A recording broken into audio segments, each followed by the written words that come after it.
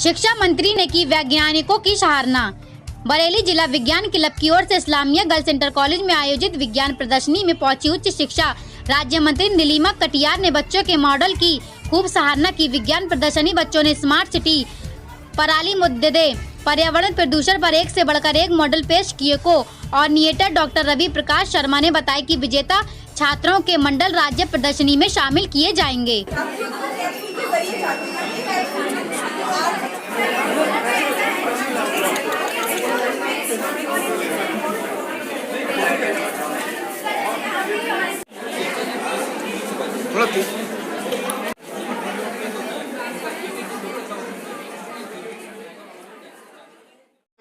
मेरा नाम प्राची मित्तल है। मैं 10th बी की छात्रा हूँ। रिक्की सिंह। क्या बनाया आपने? मैंने ये मॉडल बनाया है। इसका विषय है हरित शौचालय और इसका उप विषय है स्वच्छता एवं सफाई से रिलेटेड। सब इस मॉडल के माध्यम से हम सबको ये संदेश देना चाहते हैं कि हमें अपने घरों के आसपास सफाई रखनी चाहिए। ये नहीं होना चाहिए कि कूड़ा अपने घर से बाहर फेंका लेकिन रोड पे फेंका। इसलिए हमने इस मॉडल पे क्लीन सिटी, ग्रीन सिटी से रिलेटेड भी कुछ दिखाया है। उसमें हम ये दिखा रहे हैं कि देखिए पूरा ये मॉडल एकदम क्लीन लग रहा है, बिल्कुल जैसे हमारी कॉलोनी या फिर जहाँ हम रहते हैं। उसके साथ साथ हम सबको ये भी बताना चाह रहे हैं कि अपने घर पे एक तुलसी का पौधा ज़रूर लगाना चाहिए। तुलसी का पौधे का साइंटिफिक जो है उसका रीज़न ये है कि ये 1 किलोमीटर तक प्रदूषण को रोकता है। वायु प्रदूषण जो फैलता है उसे रोकता है। जो लोग प्लास्टिक वगैरह जलाते हैं उसे रोकता है। हम यहाँ पे ये भी दिखा रहे हैं कि तुलसी का पौधा रोकेगा वायु प्रदूषण। और दूसरी चीज़, हमें 2 गटर मतलब 2 सीवर टैंक वाले शौचालय का उपयोग करना चाहिए, क्योंकि जब एक 5 साल में भरेगा तो उसका दूसरा जो गंदगी और मल वगैरह होगा वो भर जाएगा। फिर उसे खाली करवाने में लोगों को काफ़ी पैसे देने पड़ेंगे। तो इससे अच्छा उपयोग है जो हमारे लिए ईजी भी है और हमारे लिए नुकसानदेह भी नहीं है। 5 साल में जब एक गटर भरेगा तो 5 साल बाद हम उसे बंद कर देंगे जब वो भरने लगेगा। दूसरे गटर में जब पानी जाएगा, जब 5 साल में दूसरा गटर भरेगा तो पहले गटर की जो मल और गंदा पानी होगा वो हमें खाद के रूप में मिलेगा। जो खाद के रूप में हमें मिट्टी मिलेगी, जो खाद मिलेगी वो किसान भाई बहन अपने खेती में उपयोग कर सकते हैं, जिससे उनकी खेती बहुत अच्छी हो। बस ये मॉडल के माध्यम से हम आपको कहाँ से मिली?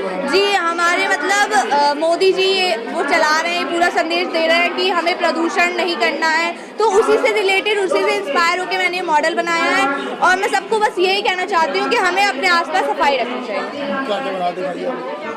इसमें ये शौचालय है, इसमें 2 गटर हैं और ये मतलब कूड़ेदान है। जैसा कि मैंने अभी आपको बताया था कि हमें अपने घरों के बाहर एक कूड़ेदान रखना चाहिए। उसके बाद मैंने आपको बीच में ये भी समझाया था कि जो इसके गटर से हमें खाद प्राप्त होगी वो हमें किसान भाई बहन अपनी खेती में डालेंगे। तो हमने उस मॉडल का इसमें उपयोग करके दिखाया है कि हाँ देखिए हमने खाद डाली है। दूसरी चीज़, मैंने तुलसी के पौधे का आपको बताया था। तुलसी का पौधा वैसे तो 5 प्रकार का होता है, वन तुलसी, विष्णु तुलसी, नींबू तुलसी, श्यामा तुलसी और रामा तुलसी। लेकिन मैंने इसमें श्यामा तुलसी का उपयोग करा है। आपको ज़्यादातर घरों में काजल भट्ट। क्या बनाया आपने? चिपको आंदोलन। किस तरह से क्या है? ये 1970 में चिपको आंदोलन हुआ था गढ़वाल के रैनी नामक गांव में। जो वहाँ के ठेकेदार थे वो उस समय वहाँ पेड़ काटने आए थे, उन्हें पेड़ काटने का अधिकार दिया गया था। तो उस समय वहाँ पुरुष मौजूद नहीं थे, तो जो वहाँ की महिलाएं थी वो बिना डरे उन्होंने पेड़ों को बचाने के लिए पेड़ों को अपने भाव में भर लिया। तो आज भी ऐसे ही चिपको आंदोलन की आवश्यकता है, जिससे जो स्मार्ट सिटी के नाम पर हज़ारों पेड़ काटे जा रहे हैं वो ना काटे जाएँ। और मैं इस मॉडल की सहायता से यह भी बताना चाहती हूँ कि जो महिलाएं, जब उस समय की महिलाएं पेड़ काटने के लिए इतना कुछ कर सकती हैं, तो आज की महिलाएं तो पेड़ों को हाथ तक नहीं लगाना देना चाहती हैं। मेरा नाम शिखा वर्मा है। क्या बनाया आपने? मैंने भाई परिवार एवं संचार के ऊपर अपना मॉडल तैयार किया है। इससे क्या लाभ है? इससे यह लाभ है कि जो लोग अपने निजी वाहनों से दूर दूर जाते हैं, जिससे कि पेट्रोल डीजल की बहुत ही खपत होती है, इससे कि समय का भी बचाव होगा। और हम ई बस चलाकर सभी लोग को एकत्रित करके एक समय पर सभी लोग अपनी अपनी जगह पर जा सकते हैं और इससे समय और पेट्रोल डीजल दोनों की बचत होगी। प्रदूषण में फर्क पड़ेगा? यस सर, प्रदूषण पे यह फ़र्क पड़ेगा कि पेट्रोल डीजल जब चलेगा ही नहीं तो फिर प्रदूषण क्यों फैलेगा, और इससे कि हमारा वातावरण साफ और स्वच्छ रहेगा। आज जो एग्जीबिशन लगी है उसमें किस तरह से बच्चों को आशीर्वाद देंगे? ये इस्लामिया इंटर कॉलेज में विज्ञान क्लब, जो जिला बरेली का विज्ञान क्लब है, इसने एक मॉडल्स की प्रदर्शनी रखी। अलग अलग कॉलेजेस ने बच्चों ने बड़े अच्छे अच्छे प्रोजेक्ट्स, माने जो इस समय की चुनौतियां हैं उसका समाधान विज्ञान के अंदर कैसे हम भविष्य में तलाश सकते हैं, उसमें उन्होंने बच्चों ने अपनी उस वैज्ञानिक सोच का प्रदर्शन किया है। और ये उत्तर प्रदेश सरकार का एक वरीयता का एक विजन है और वो उत्तर प्रदेश सरकार ऐसा सोचती है कि बिना वैज्ञानिकता के और तथ्यात्मक ज्ञान के आगे बढ़ाए हुए हम अपने शिक्षा को सही मूल्यों में सही प्रकार से, जिस प्रकार से आगे बढ़ना चाहिए और हमारी शिक्षा हमारे उत्तर प्रदेश के डेवलपमेंट में किस तरह से सहायक हो सकती है। तो इस प्रकार की जो विज्ञान क्लब के माध्यम से जिलों जिलों के अंदर बड़े सफल बहुत सारे बच्चे आगे आए हैं, दूर दराज के क्षेत्रों से आगे आए हैं। उन्होंने अपनी सोच और उनको एक प्लेटफॉर्म मिला है, वहाँ पर उन्होंने अपनी रचनात्मकता का प्रदर्शन किया है।